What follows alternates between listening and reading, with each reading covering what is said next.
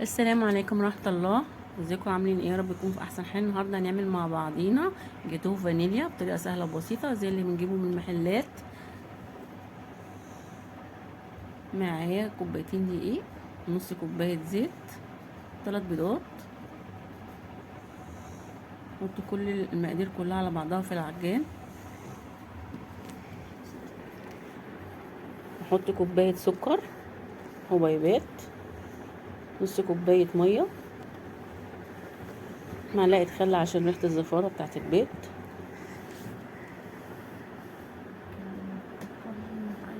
عامله السبونج بتاعي بالدقيق العادي. حطيت معلقه كبيره بيكنج باودر،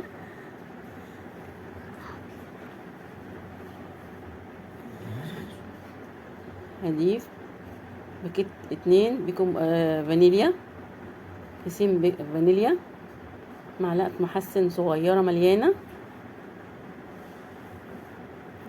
معلقه معلقه الشاي بس مليانه. هقلب المقادير كلها مع بعض، اساعد العجان عشان العجان بتاعي يلف على طول. هضرب بقيه المقادير كلها مع بعضها زي ما حضراتكم كده شايفين.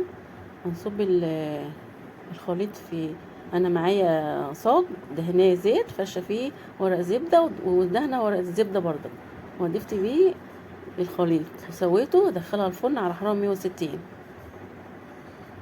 انا طلعت السبونج بتاعنا. كحت اللي هي الطبقه اللي هي طريه ديت عشان زفرت البيض، رشيته بالسيرب، واضيف الكريم شانتيه، اوزعه زي ما حضراتكم كده شايفين.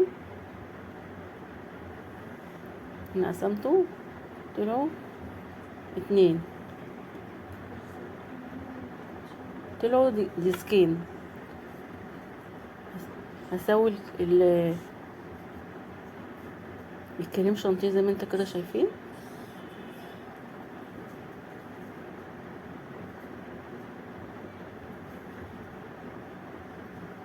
حطيت الطبقه التانية وبس، حطيت الكريم شانتيه من فوق وبوزعها زي ما انتوا كده شايفين. عامل زجزاج كده بالشوكه عشان يدي شكل.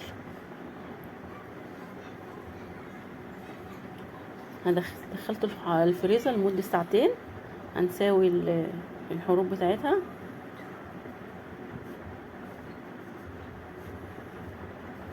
سويت الجناب العرض، هسوي الطول، قطعتها، اقطع الجاتوه زي ما انتوا شايفين كده حضراتكم.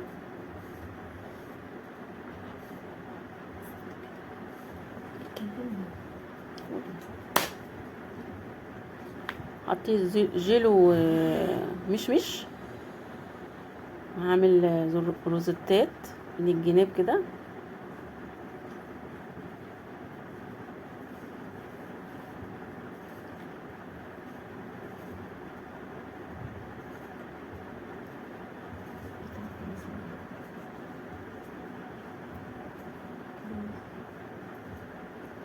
حط جيلي فراولة بدل الكريز، نتصرف يعني منكلفش نفسنا يعني، الموجود هنزوق بيه، كله ماشي.